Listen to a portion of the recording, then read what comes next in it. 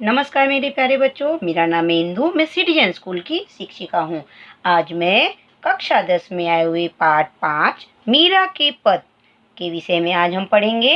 सबसे पहले हम पाठ का परिचय जानेंगे। मीराबाई का जन्म सन 1498 ईस्वी में और इनका निधन सन 1563 ईस्वी में माना जाता है। श्री कृष्ण प्रेम की अन्य गायिका मीरा का जन्म मेड़ता के निकट कुड़की नामक गांव में राव रतन सिंह राठौर के यहाँ हुआ था। 2 वर्ष की उम्र में ही उनके दादा दूधा राव उन्हें मेड़ता ले गए, क्योंकि मीरा की मां का देहांतवास हो गया था। दूधा राव स्वयं वैष्णव भक्त थे। उस परिवेश के प्रभाव स्वरूप मीरा बचपन से ही कृष्ण भक्ति की ओर उन्मुख हो गई। उनका ब्याह राणा सागर के ज्येष्ठ पुत्र कुंवर भोजराज के साथ हुआ था। विवाह के 7 वर्ष बाद भोजराज का स्वर्गवास हो गया। अब वे अपना अधिकांश समय सत्संग एवं पूजा पाठ में बिताने लगी। पारिवारिक यातनाओं से व्यतीत होकर विरक्त हुई मीरा तथा पहले वृंदावन और बाद में द्वारका चली गई। जहाँ जीवन के अंतिम समय तक रही। मीरा रचित पद मीरा पदावली के नाम से प्रकाशित रूप में प्राप्त है। अपने आराध्य गिरधर गोपाल की विलक्षण रूप छटा के प्रति उनकी अन्य आसक्ति अनेक भावधाराओं में बह चली है। यहाँ संकलित पहले पद में कृष्ण प्रेम दीवानी मीरा समग्र संसार को छोड़कर साधु संतों के साथ रहकर कृष्ण भक्ति में लीन हो जाती हैं और लौकिक मोह त्याग कर अपने आराध्य श्री कृष्ण के अन्य भक्ति भाव में डूब जाती हैं। दूसरे पद में मीरा ने श्री कृष्ण नाम रूपी रतन धन की प्राप्ति से उत्पन्न असीम आनंद को अभिव्यक्ति करने का प्रयत्न किया है और सद्गुरु को पाकर भव सागर पार उतरने का आनंद काव्यत्री को भाव विभोर कर देता है। तीसरे पद में कृष्ण भक्ति में मत वाली मीरा ने संसार त्याग की चरम सीमा पर पहुंचकर गिरधर नागर की शरण गति को स्वीकार किया है। कहते हैं कि मीरा जैसा तो कोई कृष्ण का भक्त हुआ ही नहीं है। कहा जाता है ये भी कि मीरा को स्वयं प्रभु श्री कृष्ण ने दर्शन भी दिए थे। उनकी भक्ति है ही ऐसी। चलिए हम सबसे पहले मीरा के पहले पद की तरफ चलते हैं। मेरे तो गिरधर गोपाल दूसरा ना कोई साधो सकल लोक जोई। भाई छोड़या बंधु छोड़या सगा सोई। साधु संग बैठी बैठी लोक लाज खोई। भगत देख राजी हुई जगत देख रोई। असुवन जल सींच प्रेम बेली बोई। दधिमति घृत काढ़ी लियो डार दही छोई। राणा विष को प्याला भेजो पी मगन होई। अब तो बात फैल गई जाने सब कोई। मीरा राम लगन लागी होनी होई सो होई। सबसे पहले हम पाठ के शब्दार्थ जानेंगे। गिरधर मतलब श्री कृष्ण, सकल सारा, लोक दुनिया, छोड़या छोड़ दिया, बंधु स्वजन और आत्मी भी कहते हैं। साधु संग साधुओं के साथ साथ, भगत भक्ति, राजी प्रसन्न, असुवन आंसू, दधी दही, घृत घी, छोई छाछ, पिय पीकर, जाने जानता है। अब हम पाठ की तरफ चलेंगे। अब हम पद के भावार्थ जानेंगे। मेरे त्यो गिरधर गोपाल दूसरा ना कोई साधो सकल लोक जोई। यहाँ पर मीरा है। मीरा के आराध्य कौन है, किनकी पूजा करती हैं? कृष्ण की पूजा करती हैं। तो कहती हैं अपने आराध्य श्री कृष्ण की अन्य भक्ति में डूबी मीरा कहती हैं कि श्री कृष्ण के अलावा मेरा और कोई नहीं है। हे साधुओं को संबोधित करते हुए कहती हैं कि हे साधो, सारा संसार जानता है कि संसार के अलावा मेरा और कोई नहीं है। कृष्ण भक्ति में अनुरक्त होने के कारण मैंने अपने भाई बंधु और सगे संबंधियों को छोड़ दिया है।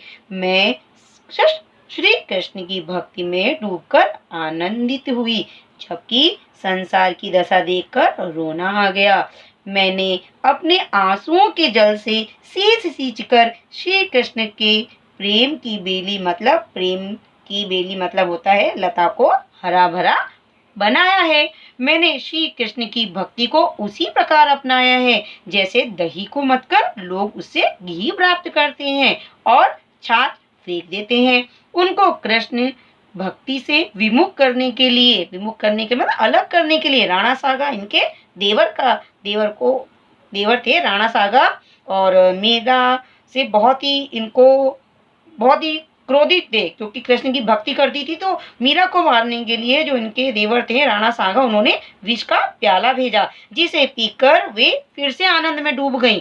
मीरा श्री कृष्ण की दीवानी है, उनकी भक्ति में प्रेम है, यह बात हर कोई नहीं जानता। मीरा कहती है कि अब तो मुझे श्री कृष्ण के लगन लग गई है। लगन मतलब प्रेम हो गया है उनसे।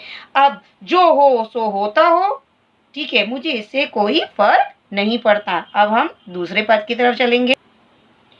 पायो जी मैंने राम रतन धन पायो, पायो जी मैंने राम रतन धन पायो, वस्तु अमोलक दी मेरे सतगुरु कर कृपा अपनायो, जन्म जन्म की पूंजी पाई जग में सबे खोआयो, खर्चे नहीं कोई चोर न लेवे दिन दिन बढ़त सवायो, सत की नाव केवटिया सतगुरु भव सागर तरी आयो, मीरा के प्रभु गिरधर नागर हर की जस गायो।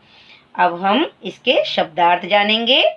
राम रतन मतलब राम नाम रूपी रत्न, अमोलक मतलब अनमोल, अपनायो मतलब अपना लिया, खोआयो मतलब खो दिया, खर्चे खर्च होना, सवायो मतलब सवा गुना। सवा जानते हैं, 1 रुपए और 25 पैसे, उसको सवा कहा जाता है। अब हम इसका भावार्थ जानेंगे।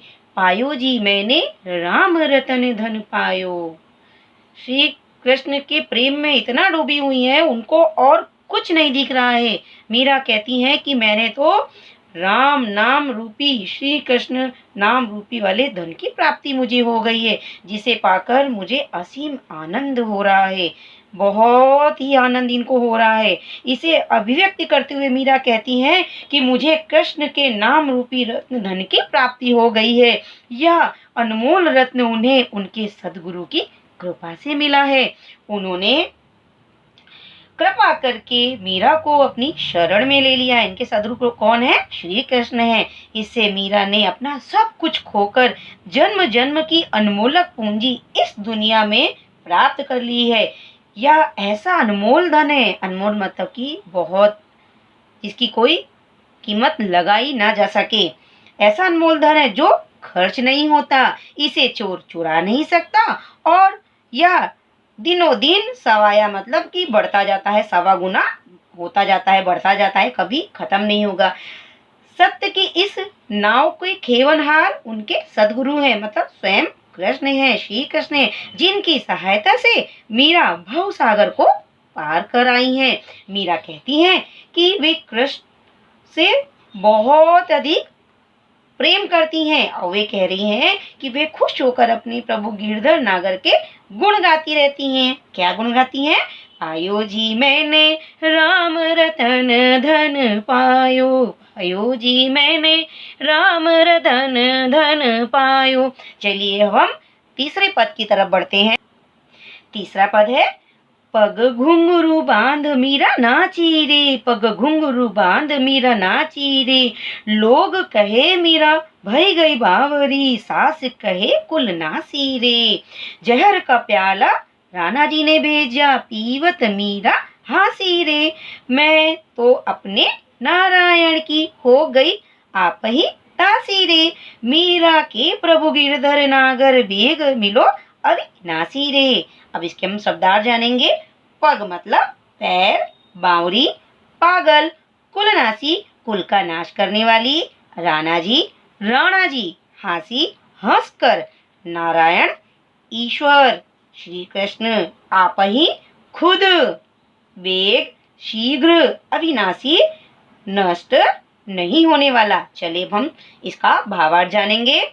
यहाँ पर मीरा कहती हैं अपने श्री कृष्ण जो उनके आराध्य हैं उनकी भक्ति में डूबी हुई रहना चाहती हैं और कहती हैं कि मैं तो कृष्ण की भक्ति में लीन होकर संसारिक लोक लाज भुलाकर पैर में घुंघरू बांध ली है और आनंदित होकर नाचने लगी हैं। मीरा की इस तल्लीनता से अनभिज्ञ होकर लोगों ने कहा, मतलब किसी को पता तो चलता ही नहीं है कि उनको क्या हुआ है, तो कहते हैं कि मीरा तो पागल हो गई हैं। किसी को पता ही नहीं है कि मीरा तो कृष्ण के प्रेम में पागल हैं, उनकी भक्ति कर रही हैं, पर लोगों को क्या पता, इसके लोग तो बातें बनाते हैं। कहते हैं मीरा तो पागल हो गई है। तो उसे उसकी सास ने कहा कि मीरा ने तो कुल की लाज मर्यादा आदि का नाश कर दिया है। मीरा को मारने के लिए राणा जी ने जहर का प्याला भेजा। इनके देवर ने स्वयं जहर का प्याला भेजा जिसे पीकर ये मर जाए, जिसे पीकर मीरा मर जाए। इसे मीरा ने हंसते हंसते पी लिया, पर उनका बाल विवाह का नहीं हुआ, उनको कुछ भी नहीं हुआ, जरा सी भी हानि नहीं हुई। मीरा कहती हैं कि वे अपने नारायण अर्थात कृष्ण की हो चुकी हैं। कहती मैं तो अभी मेरे कृष्ण की हो चुकी हूँ और उनकी दासी बनकर भक्ति कर रही हूँ। वे अपने प्रभु से प्रार्थना करती हैं कि हे गिरधर श्री कृष्ण आप अविनाशी हैं, मतलब कि जो नष्ट नहीं हो सकता, और अपनी इस दासी से आकर आप शीघ्र मिलें, जल्दी से मिलें। ऐसी भक्ति मीरा ने की थी कृष्ण की। अगर सच्चे मन से भगवान की प्रार्थना की जाती है, उनकी भक्ति की जाती है, तो भगवान भी अपने भक्त से मिले बगैर कभी रह नहीं सकते। चलिए, नमस्कार।